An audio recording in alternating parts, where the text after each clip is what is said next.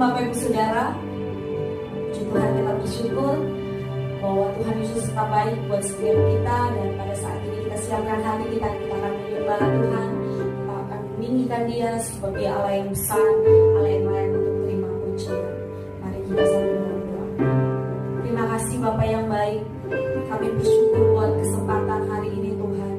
Kami boleh menikmati kasih-Mu, kasih-Mu yang besar buat setiap kami. Kami bersyukur Tuhan, apapun keadaan kami hari ini, kami tetap mau bersyukur kepada sebab Tuhan baik. Saat ini kami akan mulaikan ibadah kami.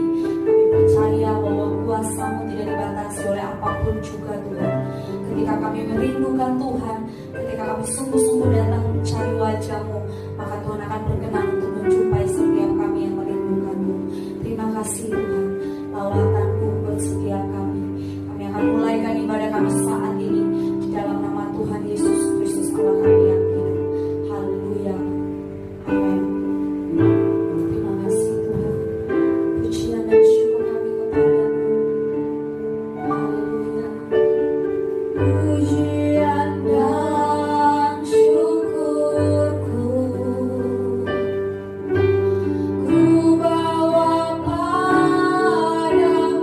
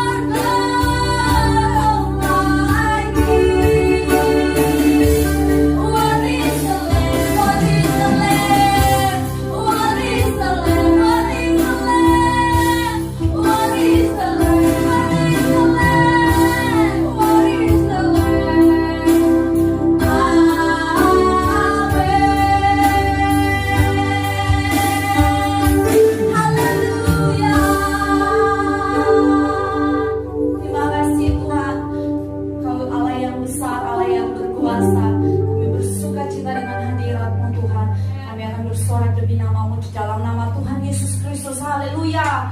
Amin. Puji Tuhan, satu hal yang kupinta, ini yang kuingini, terus berada di dekatmu Tuhan. Haleluya.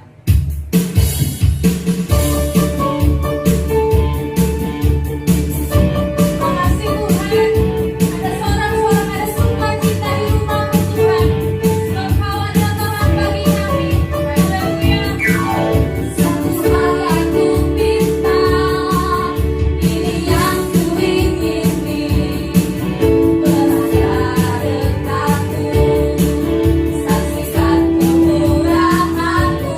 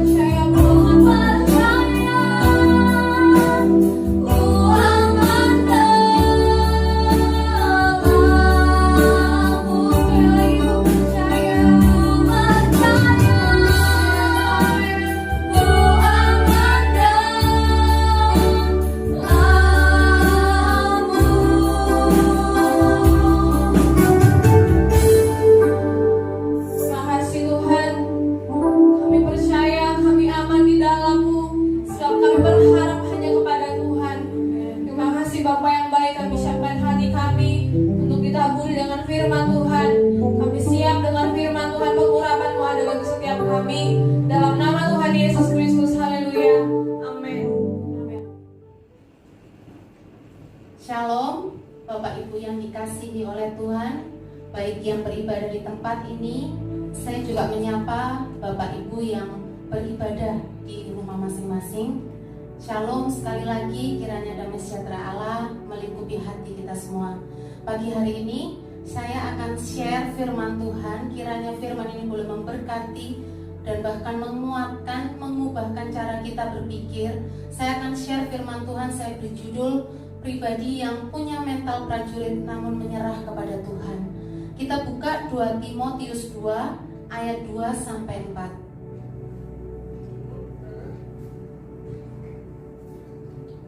Firman Tuhan, apa yang telah engkau dengar daripadaku di depan banyak saksi, percayakanlah itu kepada orang-orang yang dapat dipercayai, yang juga cakap mengajar orang lain. Ikutlah menderita sebagai seorang prajurit yang baik dari Kristus Yesus, seorang prajurit yang sedang berjuang, tidak memusingkan dirinya dengan soal-soal penghidupannya, supaya dengan demikian ia berkenan kepada komandannya.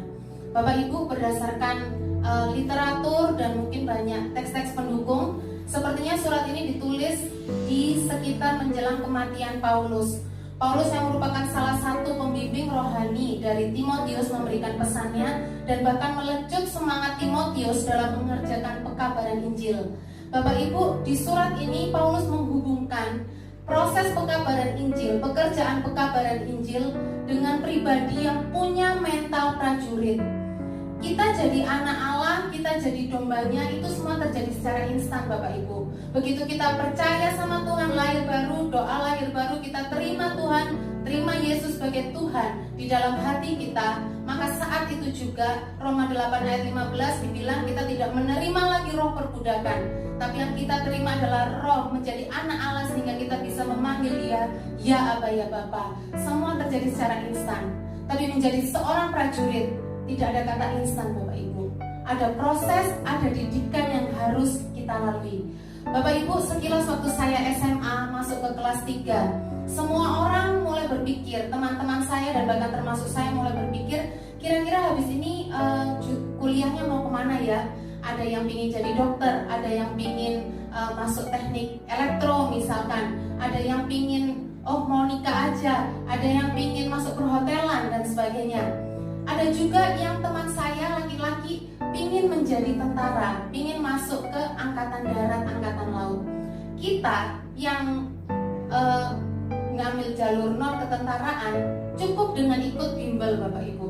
Tapi teman-teman saya yang tertarik untuk menjadi seorang tentara, selain dia ikut bimbel, dia harus menambah waktu-waktu, harus bayar harga dengan latihan fisik. Karena nanti waktu dia mau tes, itu ada tes fisik, ada tes lari, tes kesehatan dan sebagainya Bapak Ibu. Ada harga yang lebih mahal yang harus dia bayar dibandingkan kita ini yang gak masuk jalur non ketentaraan Bapak Ibu. Nah, dan bagaimana dengan kita Bapak Ibu? Kita yang mau jadi prajurit Tuhan ini, kalau memang kita mau jadi prajurit Tuhan, apakah harus melewati proses ujian? Apakah cukup berat? Puji Tuhan, ternyata jadi prajuritnya Tuhan itu yang penting kita bilang, ya Tuhan, aku mau dulu jadi prajuritmu. Itu kita sudah bisa, Tuhan udah langsung ya masuk, terdaftar langsung masuk ke sekolah akabri prajuritnya Tuhan. Jadi nggak perlu dites ini dan itu dan sebagainya. Nah, orang-orang yang lulus ujian masuk tentara ini udah setengah mati Bapak Ibu. Saya ingat banget teman saya itu rajin banget lari keliling lapangan supaya dia bisa lolos tes. Tesnya aja udah setengah mati. Begitu dia diterima, masuk ke pendidikannya, pendidikan akabri dan sebagainya, itu luar biasa beratnya Bapak Ibu, sangat berat. Menjadi prajurit Tuhan juga begitu Bapak Ibu. Ujiannya sih nggak ada ujian. Kita cukup bilang, ya Tuhan saya mau. Tapi begitu kita bilang saya mau, ujiannya ternyata jauh lebih berat daripada mulut kita yang mengatakan, daripada niat hati kita yang mengatakan, ya saya mau jadi prajuritnya Tuhan. Bapak Ibu, Alkitab memberikan gambaran yang baik sekali dan cukup jelas tentang profil yang Tuhan tuh mau dari seorang prajurit itu, kira-kira tampilannya seperti apa sih? Kita buka di Efesus 6 ayat 14 sampai 18. Saya akan bacakan. Jadi berdirilah tegap, Berikat pinggangkan kebenaran dan berbaju sirahkan keadilan. Kakimu berkasutkan kerelaan untuk memberitakan Injil damai sejahtera. Dalam segala keadaan pergunakanlah perisai iman. Sebab dengan perisai itu kamu akan dapat memadamkan semua panah api dari si jahat. Dan terimalah ketopong keselamatan dan pedang roh, yaitu firman Allah, dalam segala doa dan permohonan. Berdoalah setiap waktu di dalam roh dan berjaga-jagalah di dalam doamu itu dengan permohonan yang tak putus-putusnya untuk segala orang kudus. Bapak Ibu bisa lihat di sini bahwa ada gabungan beberapa aspek dari ayat 14 sampai ayat 18 ini. Yang pertama dikatakan tadi berdiri tegak, itu menggambarkan kekuatan, nggak loyo, menggambarkan firm, keyakinan, tegak. Yang kedua menggambarkan apa lagi? Ikat pinggang kebenaran, ketopong keselamatan, pedang firman. Menggambarkan substansi apa yang harus mengisi jiwa seorang prajurit supaya dia bisa berdiri tegak. Kemudian bagian yang selanjutnya kita bisa lihat ada karakter di sini Bapak Ibu. Harus adil, harus rela memberitakan Injil, harus punya iman yang kuat menghadapi apapun, harus bertahan dengan iman, gak bisa suka-sukanya sendiri, dan harus punya ketekunan dalam doa. Hal-hal ini menggambarkan sebuah karakter. Maka karena ini yang Tuhan mau ada di dalam profil seorang prajurit Kristus, maka ini yang akan Tuhan kerjakan satu persatu dengan sangat detail dalam hidup kita. Menarik sekali ketika salah seorang kasda menyebutkan bahwa tahap pendidikan dasar ketentaraan dimaksudkan untuk mengubah sikap, perilaku. Yang penting itu pola pikir, bagaimana kita berpikir, bagaimana kita menilai sesuatu, bagaimana kita merespon sesuatu. Dan dibilang juga untuk mengubah karakter dari yang awalnya seorang masyarakat sipil, orang biasa kayak kita, dirubah menjadi seorang yang punya mental prajurit. Bukankah hal yang sama Bapak Ibu? Ketika kita lahir baru, kita mulai jadi seorang anak, bayi rohani, mulai bertumbuh di dalam Tuhan. Jadi dombanya Tuhan, Tuhan gembala yang baik buat kita. Tapi nggak cukup sampai di situ Bapak Ibu. Tuhan mau kita naik level, di level up sama Tuhan, menjadi seorang prajuritnya Tuhan. Hal yang kedua dikatakan bahwa prajurit itu dilatih dan digembleng fisiknya supaya dia kuat dan dia akan dibekali dengan berbagai macam ilmu pengetahuan yang dia perlukan untuk menjadi seorang prajurit yang baik. Sangat sejalan sekali dengan apa yang kita alami dalam tahun pemurnian ini. Karakter kita benar-benar lagi diubah sama Tuhan. Cara kita bereaksi, cara kita berkata-kata, cara kita berdoa, cara kita menyanyi, cara kita melakukan apapun, bahkan cara kita menyembah Tuhan, cara kita memandang Tuhan seperti apa, itu sudah mulai diubahkan sama Tuhan satu persatu sampai kita seturut serupa dengan apa yang Tuhan mau. Dan Tuhan juga curahkan gak cuma karakter yang diubahkan, Tuhan kasih kebenaran dalam hidup kita, Tuhan kasih hikmat dalam hidup kita. Ketika kita menghadapi sesuatu, Tuhan kasih hikmatnya. Gak pelit Tuhan kasih ketika kita dalam pendidikannya Tuhan. Tuhan juga memperkenalkan dirinya lebih dalam lagi sama kita dalam proses pemurnian ini. Bapak Ibu, saya coba cari tontonan mengenai sekolah pendidikan ini yang harus ditempuh oleh seorang tentara. Itu sangat mengerikan sekali buat saya. Saya nggak akan pernah mau rasanya, dan memang udah nggak bisa ya, saya udah tua. Masuk ke sekolah ketentaraan, pendidikannya luar biasa berat. Saya kagum sekali dengan orang-orang yang bisa, respect sekali saya dengan orang-orang yang dengan kesadaran penuh saya mau jadi tentara. Itu emang luar biasa sih. Kalau dia mau jadi angkatan laut lah, angkatan udara dan sebagainya, itu luar biasa. Dan makanya sekali lagi saya mau katakan, ini pilihan Bapak Ibu. Makanya di Kopassus, di sekolah Kopassus, masuk ke pendidikan Kopassus di Cijantung itu ada tulisan di papan, kalau Anda ragu, lebih baik Anda pulang.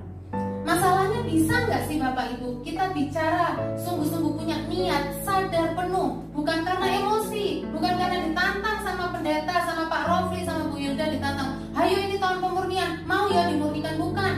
Tapi memang dengan kesadaran hati, jiwa kita sadar bahwa ya saya mau dimurnikan, ya saya mau dibentuk jadi tentara, jadi prajuritnya Tuhan. Bisa nggak sih kita benar-benar dari hati yang paling dalam punya niat untuk itu, punya kerinduan untuk itu. Bapak Ibu, hari-hari ini kita memperingati hari pencurahan Roh Kudus. Apa hubungannya proses pemurnian ini, pendidikan ini dengan proses pencurahan Roh Kudus di tengah kita? Kita akan baca Markus 1 ayat 10 sampai 12. Markus 1 ayat 10-12. Kisah ini mengenai Tuhan Yesus ketika ia dibaptis oleh Yohanes di Sungai Yordan. Saya akan bacakan. Pada saat ia keluar dari air, pada saat Yesus keluar dari air, ia melihat langit terkoyak dan roh seperti burung merpati turun ke atasnya. Lalu terdengarlah suara dari surga, "Engkaulah anakku yang kukasihi, kepadamulah aku berkenan." Segera sesudah itu, tidak menunggu lama, segera sesudah itu, roh memimpin dia ke padang gurun. Dan di saat itu Tuhan Yesus berpuasa 40 hari, dan di akhir puasanya dia mengalami ujian dari iblis. Ada 3 pertanyaan, 3 testing yang diajukan oleh iblis. Bapak Ibu, kalau kita lihat di sini, sesaat setelah Yesus dibaptis, maka Alkitab katakan roh Allah turun ke atasnya dalam bentuk burung merpati. Dan selanjutnya firman katakan, segera sesudah itu, roh membawa Yesus ke padang gurun untuk dicobai, untuk mengalami ujian. Arti kata dibawa di sini di ayat 12, segera sesudah itu roh memimpin dia. Kalau kita lihat arti katanya, akar katanya di sini adalah dibawa dengan paksa, dipindahkan dari satu tempat ke tempat lain dengan paksa. Apa yang saya dapatkan?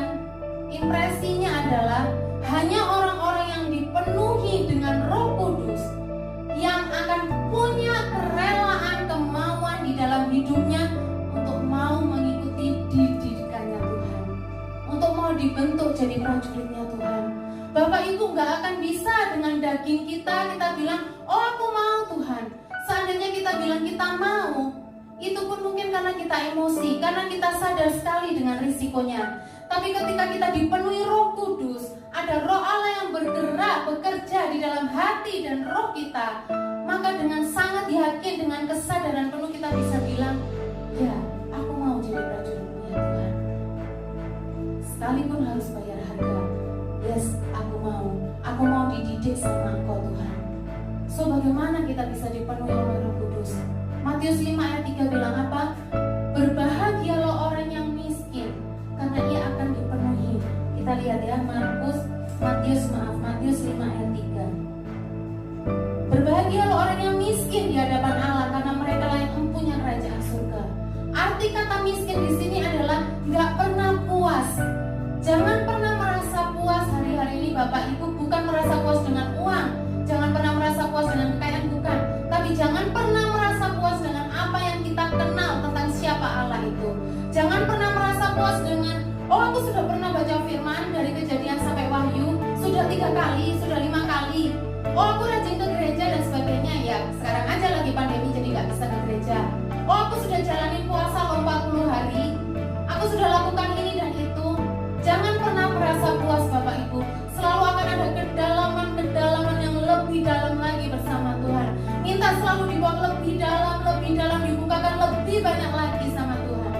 Firman katakan ketika kita merasa miskin di hadapan Allah, ketika kita merasa kosong, aku belum kenal Engkau Tuhan, masih banyak yang aku mau tahu tentang Engkau, maka Tuhan akan mencurahkan hikmat-Nya dengan tanpa pelit Bapak Ibu. Bapak Ibu, di sini dikatakan lagi, bagaimana kita bisa dipenuhi Roh Kudus? Sabar menantikan Tuhan. Ketika kita masuk dalam doa, ketika kita masuk dalam penyembahan, hari ini mungkin hari terakhir kita berpuasa, nanti hari ke-47. Jangan pernah merasa puas ketika kita dalam berdoa. Jangan pernah merasa, kok aku gak merasa merinding-merinding ya. Jangan mencari hal-hal yang seperti itu Bapak Ibu. Rindukan kehadirannya lebih dari apapun. Ketika kita merindukan kehadirannya lebih dari apapun, maka Tuhan akan hadir. Tuhan akan jamah kita, apapun bentuknya, dan bahkan itu bisa kita rasakan dengan panca indera kita Bapak Ibu. Bapak Ibu mungkin akan pengalamannya beda-beda satu dengan yang lain, tapi ketika kita sabar menantikan Dia, maka Tuhan akan menyatakan dirinya sama kita. Jangan pernah terburu-buru dalam doa. Jangan pernah terburu-buru, oh aku sudah nyanyi ini, refrennya udah tak ulang 5 kali, bosen. Jangan, nyanyi sampai kita merasa Tuhan disenangkan dengan apa yang kita lakukan. Ketika kita baca Alkitab, jangan merasa putus asa. Ini aku nggak ngerti, nggak mungkin Tuhan itu menyediakan Alkitab dari Kejadian sampai Wahyu dan untuk kita nggak ngerti, nggak mungkin. Sabar menantikan Dia. Tuhan akan menyatakan dirinya. Bapak Ibu, setiap kali saya menyiapkan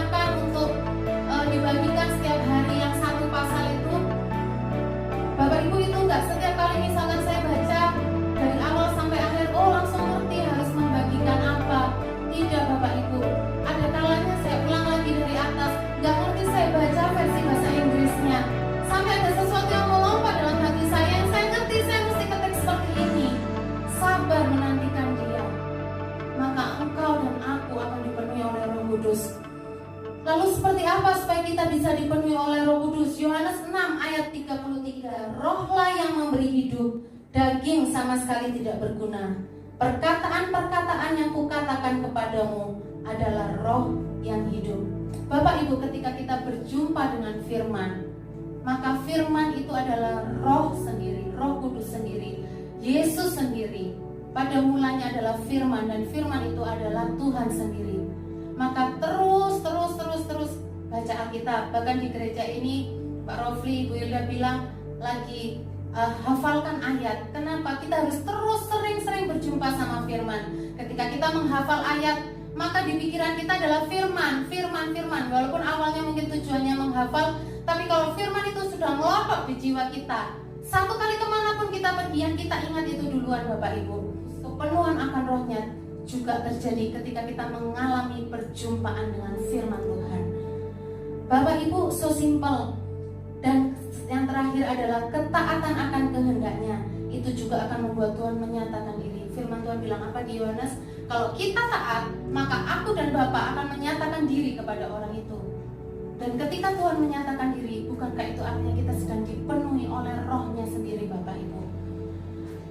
Selanjutnya, setelah Roh Kudus membawa paksa kita masuk dalam pendidikan ini, sekali lagi Bapak Ibu, ketika Tuhan sudah penuhi kita dengan rohnya, rindu untuk terus dipenuhi oleh Roh Kudus setiap hari. Gak bisa kita menunggu cuma setahun sekali, cuma di hari Pentakosta. Gak bisa kita cuma nunggu misalkan di hari Paskah. Oh, yang lagi sedih-sedih itu pas hari Paskah, inilah saat yang tepat untuk saya diminta dipenuhi oleh Roh Kudus. Gak bisa cuma seminggu sekali. Tapi kita harus mengalami kepenuhan Roh Kudus setiap hari. Karena prosesmu dan prosesku itu setiap hari. Prosesmu dan prosesku itu gak setahun sekali Bapak Ibu. Prosesku dan proses Bapak Ibu sekalian itu adalah proses seumur hidup kita. Maka kita perlu dipenuhi oleh Roh Kudus setiap hari. Bapak Ibu, kita nggak akan bisa menang melewati ujian ini kalau kita nggak dipenuhi oleh Roh Kudus. Kalau kita bisa melewati proses ini Bapak Ibu, proses menjadi seorang prajurit ini, kita akan dibawa mengenal siapa Tuhan. Seorang prajurit yang nggak ngerti siapa komandannya, dia akan pusing Bapak Ibu. Musuh akan bilang, oh kamu serang sana aja, oh kamu isi logistik di sebelah sini aja. Dia nggak ngerti komandannya yang mana, dia akan bingung. Makanya dia harus disekolahkan dulu supaya dia ngerti, dia punya rasa cinta sama bangsanya. Dia ngerti, oh komandannya yang itu. Sama dengan kita harus benar-benar ngerti siapa komandanku, siapa pemimpinku. Banyak hal-hal yang bisa dikemas begitu rohani Bapak Ibu. Akan banyak nubuatan, akan banyak perkataan yang sekilas tampak seakan rohani. Tapi kita mesti ngerti siapa Yesus kita, siapa Yesus yang dicatat di Alkitab yang sudah mati buat kita. Karena firman katakan ada Yesus yang lain ternyata. Setan pun bisa menyamar jadi Yesus yang lain. Kita mesti ngerti siapa komandan kita Bapak Ibu. Bapak Ibu, ketika kita kenal sama Dia, itu akan memberikan keyakinan yang cukup dalam sama kita untuk mengerti siapa Dia. Karena hanya tahu itu nggak cukup Bapak Ibu. Kita mesti kenal dan mengalami siapa Tuhan. Dan bukan hanya sekedar kebenaran yang akan dikasih tahu sama kita, tapi Roh Kudus juga akan memberi kita kemampuan untuk kita mengerjakan kebenaran itu Bapak Ibu. Penting sekali untuk kita dipenuhi oleh Roh Kudus setiap hari. Bapak Ibu kelak sebagai prajurit Tuhan, dan bahkan hari ini kita sebagai prajurit Tuhan, kalau kita nggak tahu kebenaran, kita akan babak belur Bapak Ibu. Kita akan dipermalukan oleh iblis. Oleh karenanya penuhilah hidup kita dengan Roh Kudus, maka Roh Kudus akan memberitakan seluruh kebenaran itu di dalam hidup kita, segimana kapasitas hati kita sanggup menampungnya. Bapak Ibu, dipenuhi oleh Roh Kudus juga bisa membuat kita menikmati kehidupan yang penuh dengan damai sejahtera, karena Roh Kudus lah yang akan menghibur kita. Bapak Ibu, tetap damai sejahtera saat kita ada di dapur api, seperti Sadrak, Mesak, Abednego.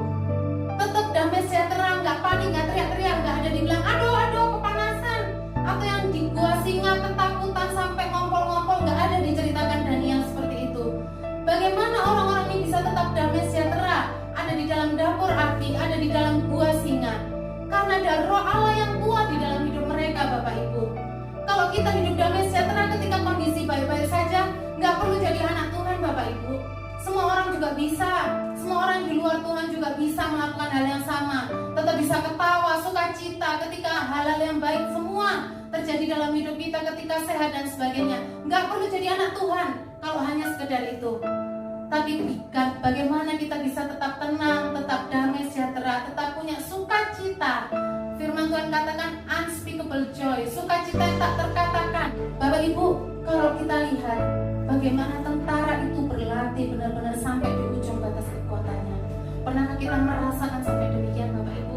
Sampai kita bilang, aku ngap sudah Tuhan, aku udah capek, ini luar biasa. Bapak Ibu kalau lihat videonya itu benar-benar mereka dilatih sampai ngap, sampai di ujung batas kekuatan. Kalau diolah lagi mungkin mereka mati. Seperti itulah Tuhan juga akan mendidik kita prajuritnya Bapak Ibu. Ada satu masa dalam hidup kita, Tuhan akan didik kita sampai kita bilang, aku ngap Tuhan, aku capek, ini di ujung batas kekuatanku. Ya, tapi Tuhan bilang gak melebihi batas kekuatanmu. Jadi harus sabar, tunggu, sabar, karena tidak melebihi batas kekuatanmu. Siapa yang akan bisa memberikan kekuatan Bapak Ibu di kondisi seperti itu? Roh Kudus, Roh Tuhan yang akan bisa memberikan kita kekuatan. Daud pernah alami seperti ini Bapak Ibu. Daud katakan sampai dia nggak bisa menangis lagi. Orang-orang di sekelilingnya sudah nggak bisa menangis lagi. Keluarganya diculik, pasukannya sebagian ada yang diculik, keluarganya diculik, hartanya diambil. Di titik ini mungkin manusia manapun nggak akan bisa menghibur kita. Kita mungkin coba cari di YouTube ada kata-kata menghibur, kita mungkin konseling, kita mungkin lakukan ini dan itu, berusaha cari penghiburan di hati kita. Tapi kalau kita tidak punya keintiman sama Tuhan, kita nggak punya kepenuhan Roh Kudus, kita nggak punya bergaul karib dengan Roh Kudus, nggak akan bisa Bapak Ibu. Itu akan mengisi penghiburan itu hanya sebentar aja di hati kita. Bahkan mungkin kadang-kadang di dalam hati kita malah ada perkataan, ya kamu nggak ngalami kayak aku, yang ngalami kan aku, enak aja ngomong begini. Orang kalau bisa sampai udah ngomong seperti itu sebenarnya karena hatinya belum dipenuhi, masih ada yang kosong, masih ada bagian yang dia belum benar-benar sungguh-sungguh serahkan sama Tuhan. Tapi ketika orang itu sungguh-sungguh serahkan semuanya, izinkan Roh Allah bergerak, bekerja di dalam hatinya, di dalam jiwanya, maka yang ada adalah ketenangan Bapak Ibu. Sekalipun rasanya ngap, sekalipun rasanya capek, tetap masih bisa ada alasan untuk damai, tetap masih bisa ada alasan untuk bersukacita Bapak Ibu. Bapak Ibu, dapur api, gua singa itu memang hal yang menakutkan. Boleh nggak sih kita takut sama dapur api? Boleh nggak sih aku takut sama singa? Firman katakan nggak boleh takut. Yesus sudah mengalahkan itu semua. Tapi gimana supaya aku nggak takut sama hal-hal itu? Bapak Ibu, seringkali Tuhan akan bawa kita kepada hal-hal yang kita takut sama hal itu, supaya kita bisa mengatasi rasa takut kita.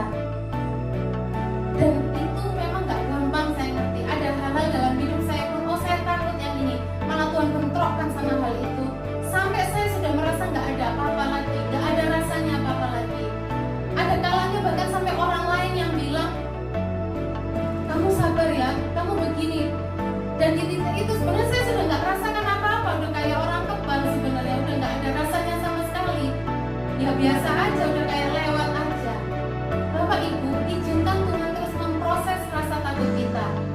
Prajurit itu nggak kenal rasa takut Bapak Ibu. Prajurit itu berani.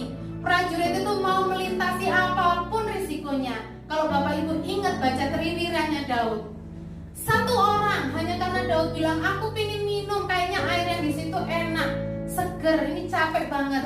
Ada satu orang triwira. Padahal di situ ada beberapa puluh orang Filistin, dia rela ambil ke situ, mengorbankan segalanya. Prajurit itu nggak kenal rasa takut Bapak Ibu. Prajurit itu nggak kenal rasa capek. Ada kalanya pernahkah kita merasa rasanya kita dari sini minta ini, dari sini minta ini, dari sini minta ini, dari sini minta ini. Rasanya kok waktu cepat habis dan sebagainya. Seorang prajurit tidak akan menyerah. Seorang prajurit akan kerjakan itu sampai selesai. Seorang prajurit akan menuntaskan itu sampai garis akhir. Tidak akan pernah ada kata menyerah dalam diri seorang prajurit. Dan bagaimana kita bisa punya mental karakter seperti itu? Serahkan hidup kita dididik sama Tuhan. Serahkan hidup kita dididik sama Tuhan. Tuhan yang akan mengerjakan dalam hidup kita. Kita akan punya mental yang pantang menyerah.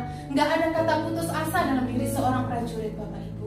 Berjuang sampai akhir, berjuang sampai tuntas, berjuang sampai Tuhan bilang selesai, sudah selesai.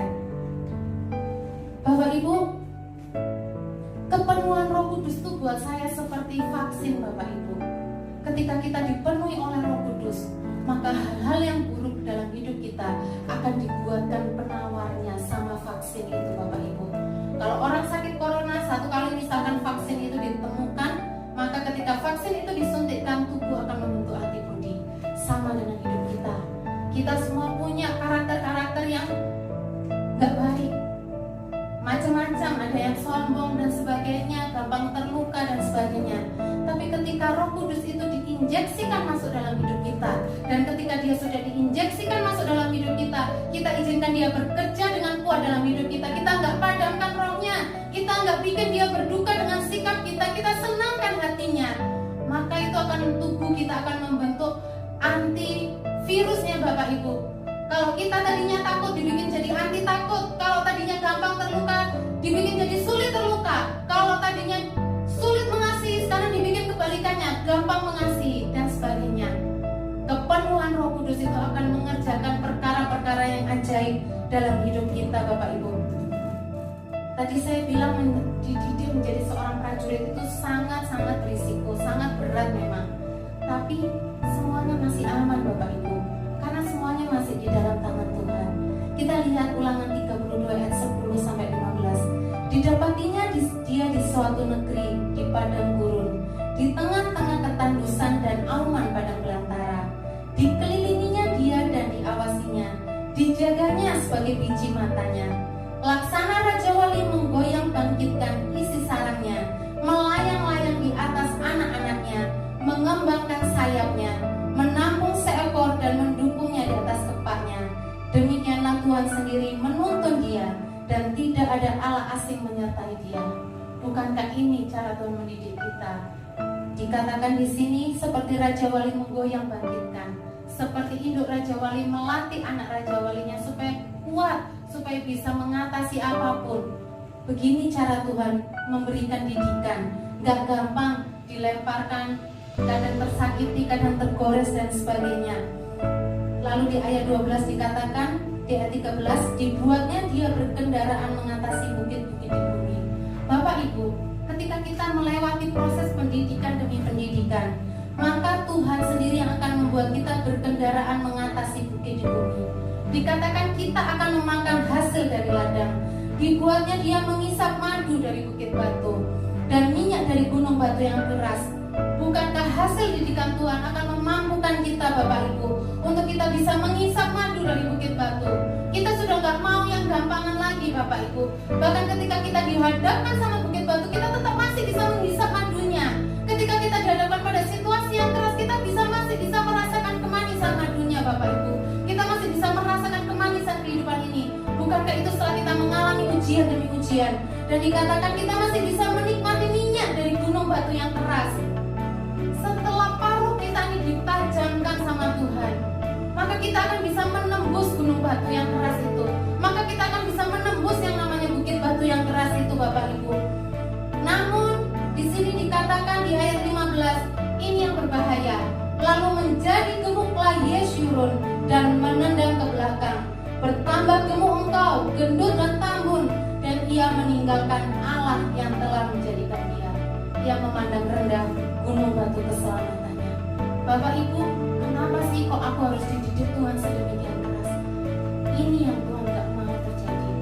Ketika kita sudah menikmati banyak hal, ketika kita sudah mengalami keberhasilan demi keberhasilan, dikatakan ketika kita sudah menjadi gemuk dalam artian sudah nyaman, sudah enak, sudah mengalami kelipatan talenta, sudah punya 5 talenta, dilipat gandakan jadi 5 lagi 10, dilipat gandakan lagi 10 lagi jadi 20, udah banyak talentanya, karunianya udah banyak, udah luar biasa, udah mengerjakan banyak hal, karirnya naik dan sebagainya.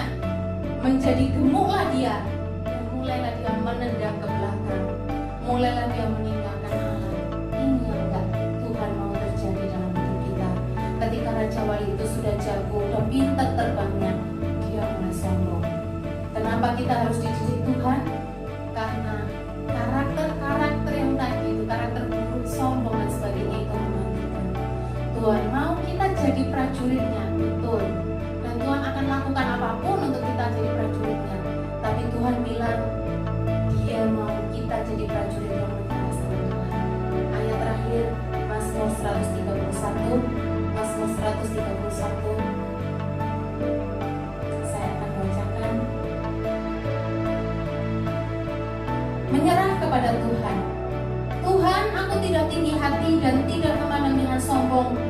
tidak mengejar hal-hal yang terlalu besar atau hal-hal yang terlalu ajaib bagiku. Sesungguhnya aku telah menenangkan dan mendiamkan jiwaku seperti anak yang disapi berbaring dekat ibunya. Ya, seperti anak yang disapi jiwaku dalam diriku. Bagian yang terakhir Bapak Ibu dikatakan setelah melewati semua proses, Daud katakan, aku tidak tinggi hati, aku tidak sombong, aku tidak ingin dipuji-puji, aku tidak ingin dikagumi. Engkau rakyatku, Daud bilang, engkau gak perlu memperlakukan aku dengan istimewa. Bahkan gak masalah kalau engkau memperlakukan aku dengan tidak selayaknya. Kalau engkau nyuekin aku gak masalah. Daud memberi contoh ketika dia dilempari sama Simei dengan batu. Bahkan dibilang debunya berterbangan kemana-mana. Yoab yang marah, tapi Daud malah bilang, biarin aja, jangan-jangan Tuhan yang memang nyuruh Simei untuk ngata-ngatain aku. Lihatlah, di titik ketika orang sudah mengalami kesulitan demi kesulitan dalam hidupnya, ujian demi ujian dalam hidupnya, maka dia akan bisa berkata, enggak perlu yang seperti itu, enggak perlu diperlakukan seperti ini, enggak perlu dipuji-puji, enggak perlu. Orang yang menyerah sama Tuhan akan terima apapun yang Tuhan izinkan terjadi dalam hidupnya dengan ikhlas. Dan bagian lain dikatakan, aku enggak memandang orang lain dengan rendah. Aku juga dikatakan enggak mengejar hal yang terlalu besar. Aku enggak tamak, aku enggak rakus, aku enggak mengejar hal yang di luar dari ukuran imanku. Apa yang sudah dikasih sama aku itu udah luar biasa. Aku cuma pengen senangkan hatiku saja, hatinya Tuhan saja. Dan bagian yang terakhir yang tadi saya baca dikatakan, aku sudah menenangkan dan menjinakkan jiwaku. Bapak Ibu, proses didikan Tuhan akan membuat hati kita, jiwa kita yang liar menjadi tenang dan jinak. Seperti bayi yang disapi yang berbaring dekat ibunya. Anak bayi yang sudah mendapatkan susu dari ibunya biasanya sudah gak rewel, tiba-tiba dia diam. Walaupun dia lagi telanjang, walaupun dia cuma pakai singlet sama popok, dia gak akan rewel. Begitu dia dapat susu ibunya, dia udah seneng. Tapi begitu anak itu mulai disapi, kadang-kadang dia mulai rewel. Dan apa yang bisa menenangkan anak ini, yaitu ketika dia ditimang sama ibunya, ketika ibunya gendong dia ada di belayan tangannya, ketika anak itu bisa merasakan hangatnya tubuh ibunya, ketika anak itu bisa merasakan dekat ibunya, ketika anak itu bisa merasakan detak jantung ibunya. Kita harus sampai di titik seperti itu Bapak Ibu. Didikan Tuhan harus membawa kita sampai di titik seperti itu, yang kita bisa bilang, enggak Tuhan, aku akan tetap tenang, jiwaku gak akan liar, aku gak akan mengingini hal-hal apapun selain aku ada di dekatmu. Ketika aku bisa merasakan detak jantungmu, ketika aku bisa merasakan hadiratmu, oh aku bisa katakan itu sudah lebih dari segalanya. Itu sudah bisa membuat aku bilang, yes, aku sudah puas akan itu.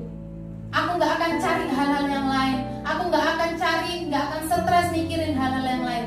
Cukup hanya dekat dengan Tuhan itu sudah cukup dalam hidupku. Dan Bapak Ibu bisa tahu bahwa kenapa Daud bisa sampai ke situ, karena dia mengalami proses didikan Tuhan yang luar biasa. Akhir kata Bapak Ibu, mari terus minta dipenuhi sama Roh Kudus Bapak Ibu. Terus minta dipenuhi sama Roh Kudus. Setiap pagi datang sama Tuhan, berdoa sama Tuhan. Mungkin hari-hari ke depan kita sudah gak akan jalani puasa lagi. Mungkin nanti akan ada waktunya kita akan jalani puasa lagi 40 hari. Tapi puasa selama 40 hari ini membawa saya pribadi juga semakin menambah jam-jam doa saya. Di siang hari, mari tambah terus, minta terus tiap hari dipenuhi oleh Roh Kudus. Kepenuhan kita oleh Roh Kudus akan membawa kita menjadi pribadi yang terus dididik sama Tuhan.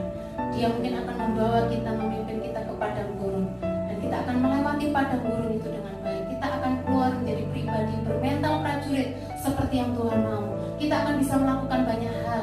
Kita akan bisa menembus gunung batu. Kita akan bisa menembus bukit batu yang keras.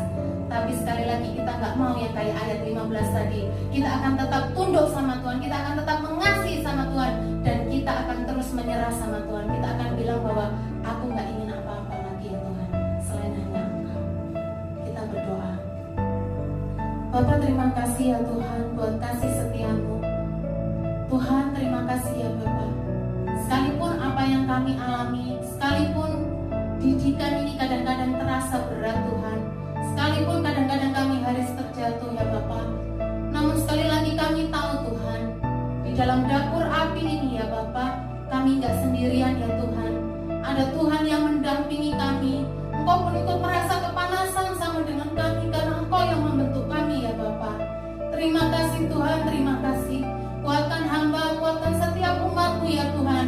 Baik umat-Mu yang ada di tempat ini maupun yang mendengarkan firman ini ya Bapa. Biar kami semua boleh menjadi orang-orang yang kuat ya Tuhan. Kami boleh lahir menjadi seorang yang punya karakter prajurit ya Bapa, yang menyelesaikan apapun dengan tuntas ya Tuhan. Kami akan menjadi pribadi yang tidak gampang putus asa ya Tuhan. Kami akan menjadi pribadi yang tidak gampang menyerah ya Bapa. Menyelesaikan sampai akhir ya Tuhan, sampai Engkau disenangkan ya Bapa. Dan bahkan sampai Engkau katakan sudah selesai nak. Terima kasih ya Tuhan, terima kasih. Biar kehidupan kami boleh terus menjadi berkat buat siapapun juga dimanapun kami berada ya Bapa. Hamba berdoa Tuhan kiranya Roh Allah yang kuat melingkupi hati kami di dalam nama Yesus. Dan setiap hari, setiap saat ya Tuhan, hati kami hanya fokus sama Engkau ya Bapa. Hati kami dipenuhi dengan penyembahan akan Engkau ya Tuhan. Setiap saat ya Bapa dimanapun kami berada. Terima kasih Tuhan Yesus, terima kasih Bapa. Siang hari ini kami juga berdoa ya Tuhan untuk bangsa kami. Kami membawa syafaat untuk bangsa kami. Kiranya Engkau memberkati bangsa kami ya Tuhan. Kami rindu ya Bapa ada penuaian yang besar boleh terjadi atas bangsa ini. Bangsa ini boleh dimenangkan bagi kemuliaan nama-Mu ya Bapa. Hamba percaya Tuhan apapun yang terjadi yang Kau izinkan, bukan hanya di Indonesia tapi juga di bangsa-bangsa Tuhan, akan membawa hujan tuaian yang ajaib ya Tuhan. Engkau akan bekerja dengan cara yang luar biasa ya Bapa. Cara-cara yang tidak terpikirkan dengan pikiran kami ya Bapa di dalam nama Yesus Tuhan. Terima kasih Tuhan, persiapkan gereja-Mu ya Bapa menyambut tuaian ini Tuhan. Bahkan gereja-gereja yang sudah mulai menuai, hamba berdoa di dalam nama Yesus menjadi gereja yang tetap kuat, menjadi gereja yang siap untuk melayani, rela untuk melayani Tuhan. Perbesar kapasitas kami ya Bapa di dalam nama Yesus. Terima kasih Tuhan. Kiranya Engkau menyembuhkan yang sakit, Engkau memberikan kelegaan kepada yang berbeban berat ya Bapa. Dan bahkan ya Tuhan, hamba berdoa ya Bapa, semua keluarga di gereja ini boleh bersatu bersama-sama ya Bapa untuk beribadah ya Tuhan. Semakin kuat menjelang kedatangan-Mu. Terima kasih Tuhan. Kita akan menerima berkat yang akan disampaikan melalui Bapak Kepala kita. Sekarang umat Tuhan, mari arahkan hatimu dan angkat kedua tanganmu. Terimalah berkat Tuhan. Rahmat anugerah dari Allah Bapa, cinta kasih dari Tuhan kita Yesus Kristus, kekuatan penghiburan, pengurapan dari Allah Roh Kudus menyertai kita mulai siang hari ini sampai selama-lamanya. Terimalah segala berkat ini di dalam nama Tuhan Yesus Kristus. Semua yang percaya diberkati Tuhan katakan bersama, amin. Tepuk tangan bagi Tuhan kita Yesus Kristus. Selamat hari Minggu, Tuhan Yesus memberkati kita semua. Hauve, antusias, yes, yes, yes, haleluya.